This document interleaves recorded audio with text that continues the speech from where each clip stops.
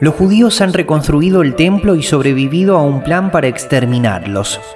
No obstante, definitivamente no todo marcha bien. Jerusalén es un caos. Las personas están haciendo lo que quieren y los muros de la ciudad yacen en ruinas, dejando a Jerusalén indefensa. A muchísima gente nada le agradaría más que presenciar la caída de la ciudad con sus propios ojos, pero eso no va a suceder, no en tanto Esdras y Nehemías tengan algo que hacer al respecto. Dios le había prometido al pueblo que algún día los traería de regreso a su tierra, y como se prometió, las personas comenzaron a regresar a Judá. Una vez allí, Zorobabel y los profetas alentaron al pueblo para que terminara el templo, el sitio de culto central de los judíos en Jerusalén. Entra en el relato Esdras, medio siglo más tarde, un sacerdote respetado y profesor de la ley que había vivido en Babilonia, el cual mostró un serio interés en asegurarse de que la ley de Dios fuera escuchada y seguida de nuevo, ahora que la gente había regresado a su tierra. Durante el reinado de Artajerjes, rey de Persia, vivió un hombre llamado Esdras, hijo de Seraías, que era descendiente en línea directa de Azarías, Hilquías, Salum, Sadoc, Agitob, Amarías, Azarías, Merayot, Seraías, Uzi, Buquí, Abisúa, Finés, Eleazar y Aarón, que fue el primer sacerdote. Este Esdras llegó de Babilonia. Era un maestro muy versado en la ley que el Señor, Dios de Israel, le había dado a Moisés. Gozaba de la simpatía del rey y el Señor su Dios estaba con él. Con Esdras regresaron a Jerusalén algunos israelitas, entre los cuales había sacerdotes, levitas, cantores, porteros y servidores del templo. Esto sucedió en el 7º año del reinado de Artajerjes. Así que Esdras llegó a Jerusalén en el mes 5º del 7º año del reinado de Artajerjes. Había salido de Babilonia el día 1 del mes 1 y llegó a Jerusalén el día 1 del mes 5, porque la mano bondadosa de Dios estaba con él.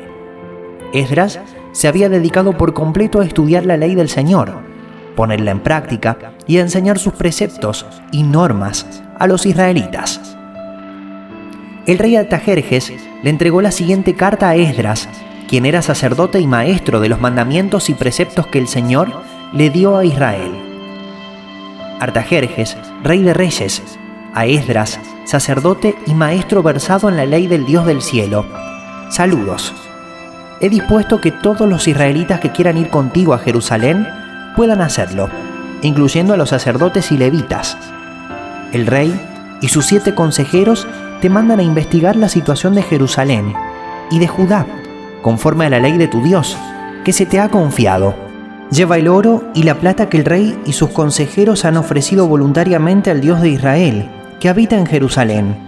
También lleva contigo toda la plata y el oro que obtengas de la provincia de Babilonia, junto con los donativos del pueblo y de los sacerdotes para el templo de su Dios en Jerusalén.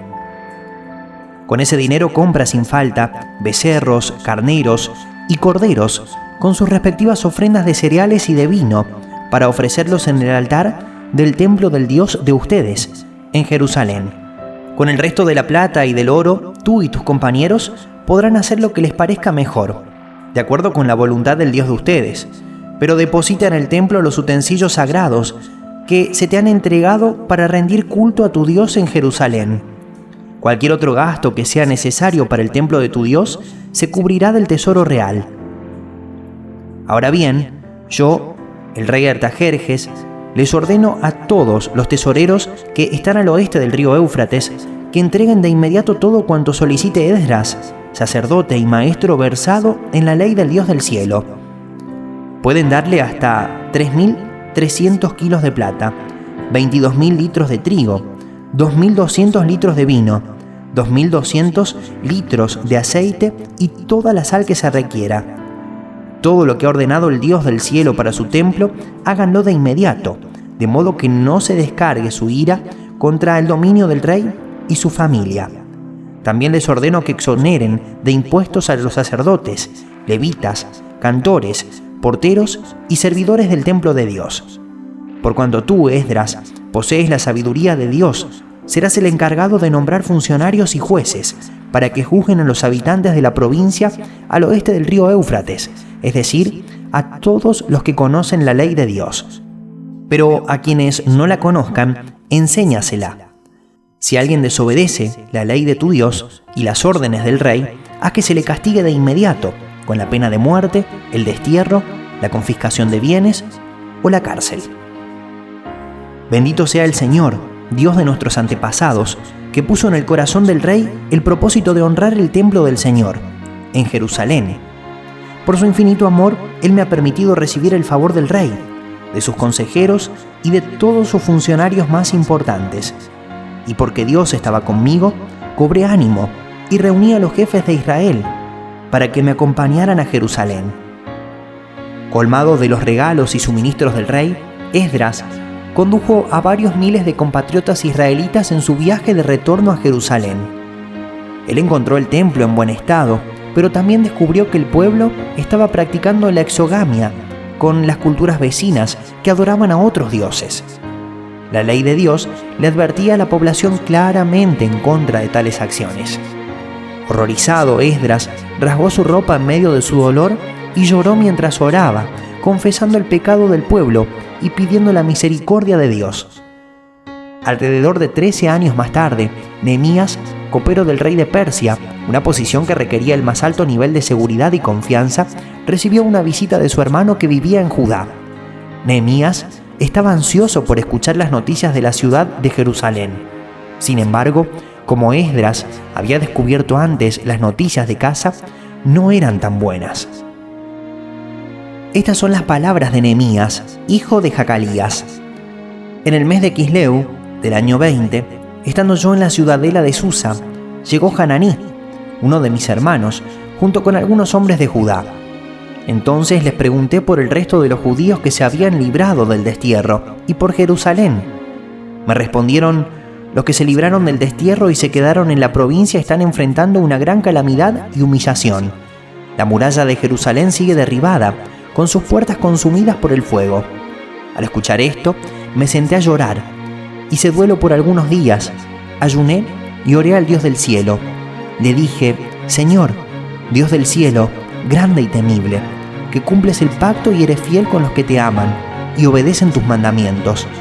Te suplico que me prestes atención, que fijes los ojos en este siervo tuyo que día y noche ora en favor de tu pueblo Israel. Confieso que los israelitas, entre los cuales estamos incluidos mi familia y yo, hemos pecado contra ti. Señor, te suplico que escuches nuestra oración, pues somos tus siervos y nos complacemos en honrar tu nombre. Y te pido que a este siervo tuyo le concedas tener éxito y ganarse el favor del rey. El templo en Jerusalén había sido concluido, pero el muro de la ciudad todavía estaba en ruinas. ¿Una ciudad sin un muro?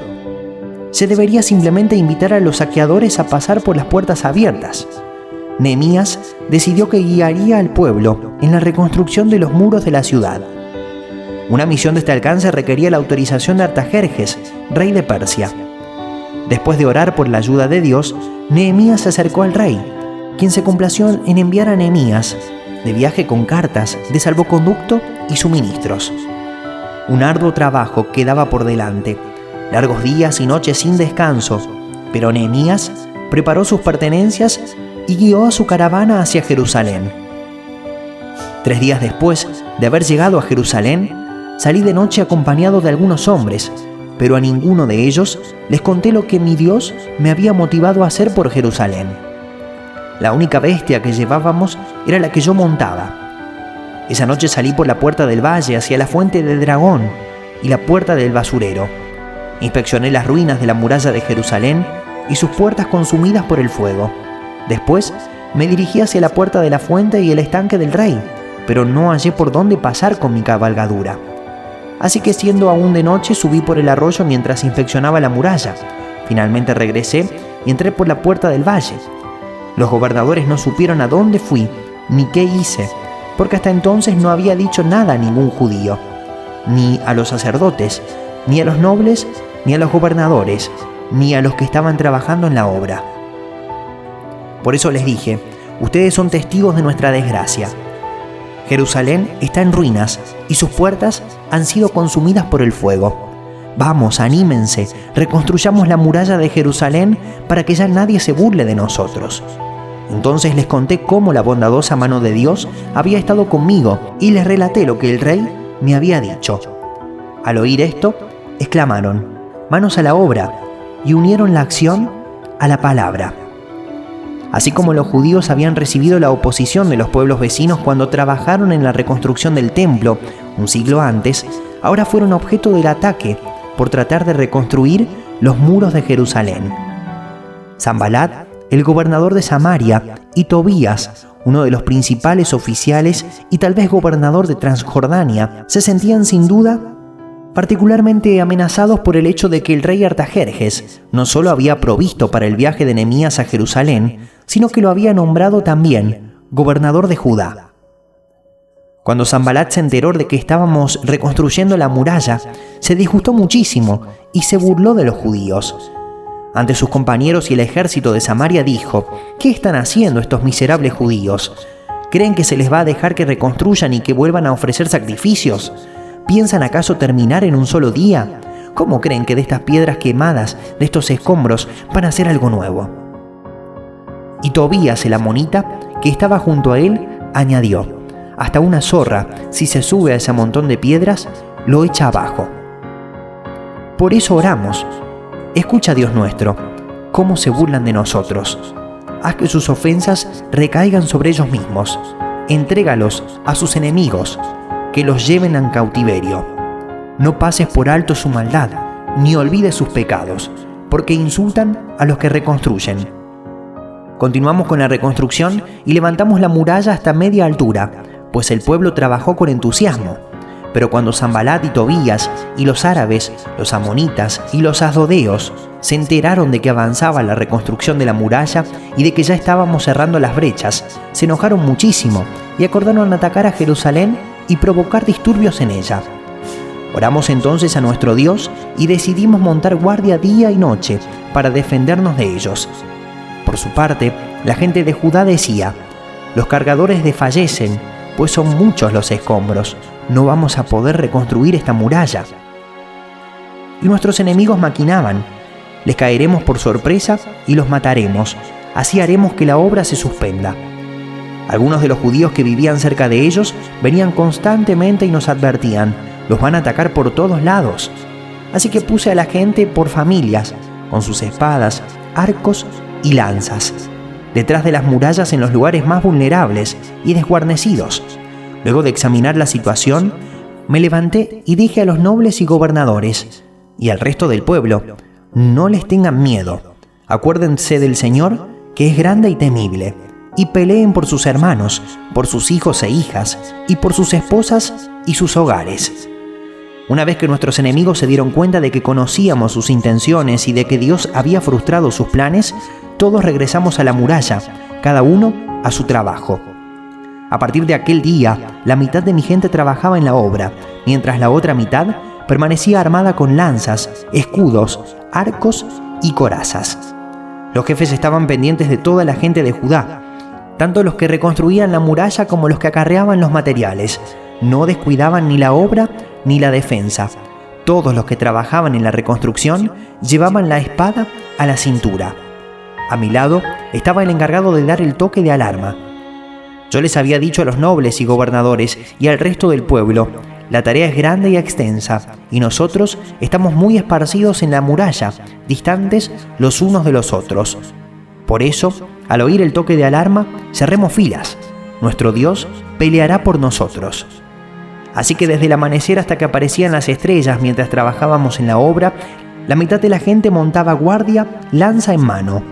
En aquella ocasión, también le dije a la gente: «Todos ustedes, incluso los ayudantes, quédense en Jerusalén, para que en la noche sirvan de centinelas y de día trabajen en la obra. Ni yo, ni mis parientes y ayudantes, ni los de mi guardia personal, nos desvestíamos para nada. Cada uno de nosotros se mantenía listo para la defensa». Nehemías mostró una firme persistencia y gran gracia bajo presión. Siguió adelante mientras todo indicaba grandes problemas. Asimismo, puso de manifiesto su percepción astuta de la naturaleza humana, demostrando además que podía percatarse de una trampa a 1 kilómetro de distancia. Sanbalat, Tobías, Gesén el árabe y el resto de nuestros enemigos se enteraron de que yo había reconstruido la muralla y de que se habían cerrado las brechas, aunque todavía no se habían puesto las puertas en su sitio. Entonces, Sanbalat y Gesén me enviaron este mensaje: tenemos que reunirnos contigo en alguna de las poblaciones del valle de Ono. En realidad, lo que planeaban era hacerme daño. Así que envié unos mensajeros a decirles: estoy ocupado en una gran obra y no puedo ir. Si bajara yo a reunirme con ustedes, la obra se vería interrumpida. 4 veces me enviaron este mensaje y otras tantas les respondí lo mismo. La 5ª vez, Sanbalat me envió, por medio de uno de sus siervos, el mismo mensaje en una carta abierta, que a la letra decía: corre el rumor entre la gente, y Gesén lo asegura, de que tú y los judíos están construyendo la muralla porque tienen planes de rebelarse. Según tal rumor, tú pretendes ser su rey, y has nombrado profetas para que te proclamen rey en Jerusalén, y se declare: tenemos rey en Judá. Por eso ven y hablemos de este asunto, antes de que todo esto llegue a oídos del rey. Yo envié a decirle: nada de lo que dices es cierto, todo esto es pura invención tuya. En realidad, lo que pretendían era asustarnos. Pensaban desanimarnos para que no termináramos la obra. Y ahora, Señor, fortalece mis manos. Fui entonces a la casa de Semaías, hijo de Delaías, y nieto de Mehitabel, que se había encerrado en su casa. Él me dijo: reunámonos a puerta cerrada, en la casa de Dios, en el interior del templo, porque vendrán a matarte. Sí, esta noche te quitarán la vida. La muralla se terminó el día 25 del mes de Elul. Su reconstrucción había durado 52 días. Cuando todos nuestros enemigos se enteraron de esto, las naciones vecinas se sintieron humilladas, pues reconocieron que ese trabajo se había hecho con la ayuda de nuestro Dios. Primero el templo, y ahora los muros de la ciudad estaban completos. Sin embargo, ¿por qué construir templos y muros si los corazones de la gente seguían errantes? Tanto Esdras como Nehemías querían asegurarse de que fuera establecido un sistema puro de culto y de hacer cumplir las leyes contra el mestizaje con las naciones impías. ¿Y qué mejor manera de lograrlo que dejar que la palabra de Dios hablara por sí misma? Una vez que se terminó la reconstrucción de la muralla y se colocaron sus puertas, se nombraron porteros, cantores y levitas. A mi hermano Hananí, que era un hombre fiel y temeroso de Dios, como pocos, lo puse a cargo de Jerusalén, junto con Hananías, comandante de la ciudadela. Entonces, todo el pueblo, como un solo hombre, se reunió en la plaza que está frente a la puerta del agua y le pidió al maestro Esdras traer el libro de la ley que el Señor le había dado a Israel por medio de Moisés. Así que el día 1 del mes séptimo, el sacerdote Esdras llevó la ley ante la asamblea, que estaba compuesta de hombres y mujeres, y de todos los que podían comprender la lectura, y la leyó en presencia de ellos, en la plaza que está enfrente a la puerta del agua. Todo el pueblo estaba muy atento a la lectura del libro de la ley. Esdras, a quien la gente podía ver porque él estaba en un lugar más alto, abrió el libro y todo el pueblo se puso de pie. Entonces Esdras bendijo al Señor, el gran Dios, y todo el pueblo, levantando las manos, respondió: Amén y Amén. Luego adoraron al Señor, inclinándose hasta tocar el suelo con la frente. Los levitas Jesúa, Baní, Serebías, Jamín, Acub, Sabetai, Odías, Maseías, Kelitá, Azarías, Josadeb, Hanán y Pelaías le explicaban la ley al pueblo, que no se movía de su sitio. Ellos leían con claridad el libro de la ley de Dios y lo interpretaban de modo que se comprendiera su lectura. Al oír las palabras de la ley, la gente comenzó a llorar. Por eso, el gobernador Nehemías, el sacerdote y maestro Esdras y los levitas que enseñaban al pueblo les dijeron: no lloren ni se pongan tristes, porque este día ha sido consagrado al Señor su Dios.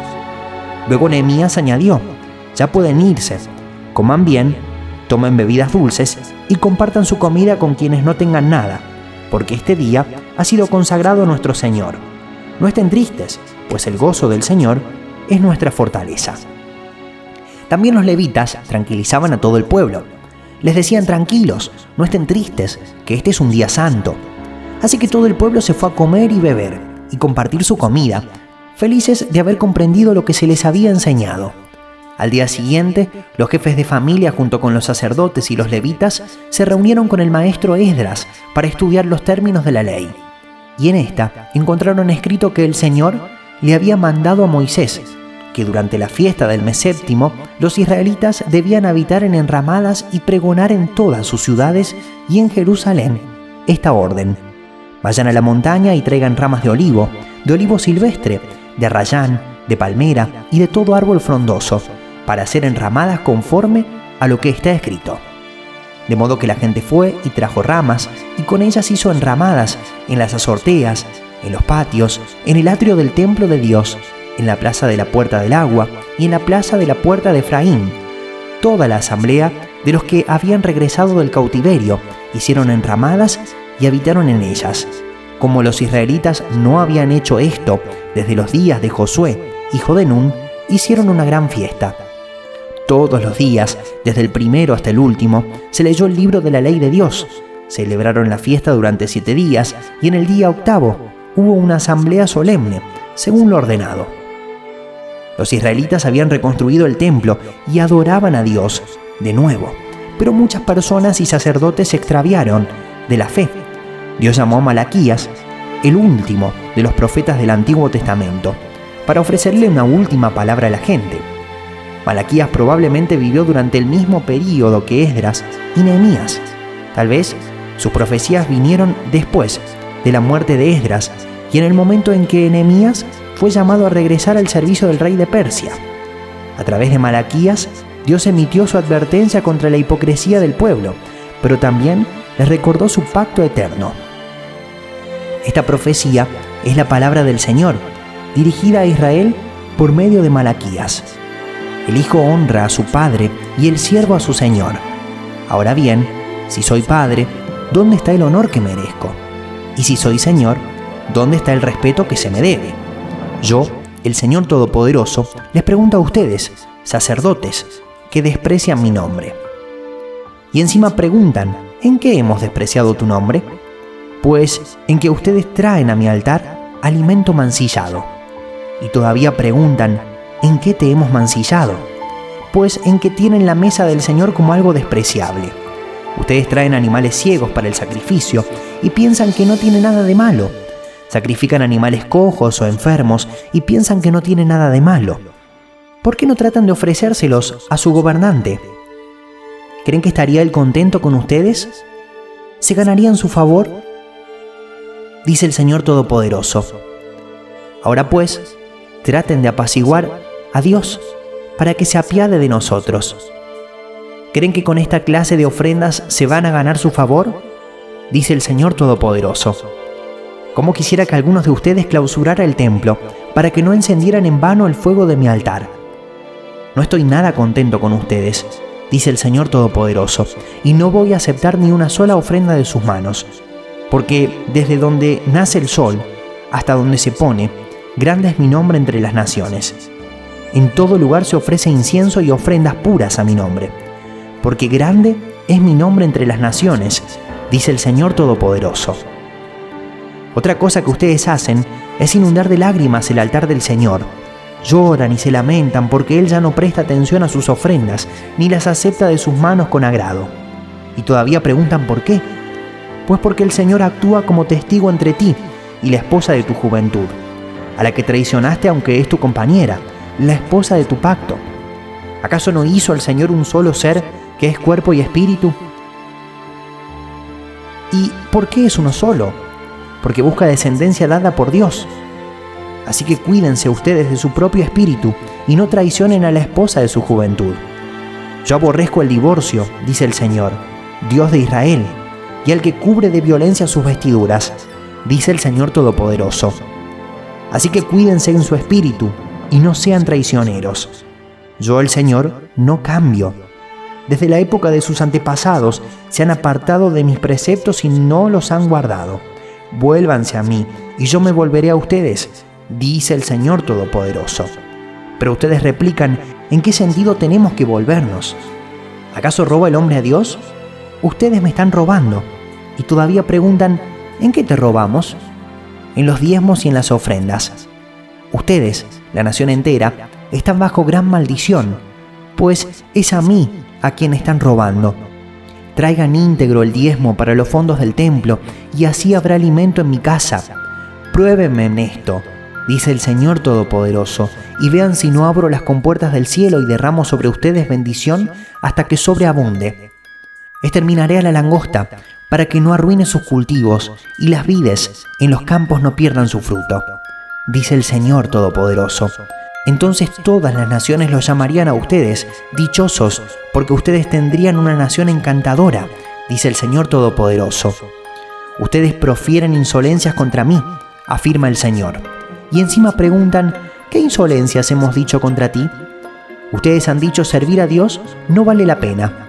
¿Qué ganamos con cumplir sus mandatos y vestirnos de luto delante del Señor Todopoderoso si nos toca llamar dichosos a los soberbios, y los que hacen lo malo no solo prosperan, sino que incluso desafían a Dios y se salen con la suya? Los que temían al Señor hablaron entre sí, y Él los escuchó y les prestó atención. Entonces se escribió en su presencia un libro de memorias de aquellos que temen al Señor y honran su nombre. El día que yo actúe, ellos serán mi propiedad exclusiva, dice el Señor Todopoderoso. Tendré compasión de ellos, como se compadece un hombre del hijo que le sirve. Y ustedes volverán a distinguir entre los buenos y los malos, entre los que sirven a Dios y los que no le sirven. Miren, ya viene el día, ardiente como un horno. Todos los soberbios y todos los malvados serán como paja, y aquel día les prenderá fuego hasta dejarlos sin raíz ni rama, dice el Señor Todopoderoso. Pero para ustedes, que temen mi nombre, se levantará el sol de justicia trayendo en sus rayos salud, y ustedes saldrán saltando como becerros recién alimentados. El día que yo actúe, ustedes pisotearán a los malvados, y bajo sus pies quedarán hechos polvo, dice el Señor Todopoderoso. Acuérdense de la ley de mi siervo Moisés, recuerden los preceptos y las leyes que les di en Horeb para todo Israel. Estoy por enviarles al profeta Elías antes que llegue el día del Señor, día grande y terrible. Él hará que los padres se reconcilien con sus hijos y los hijos con sus padres, y así no vendré a herir la tierra con destrucción total.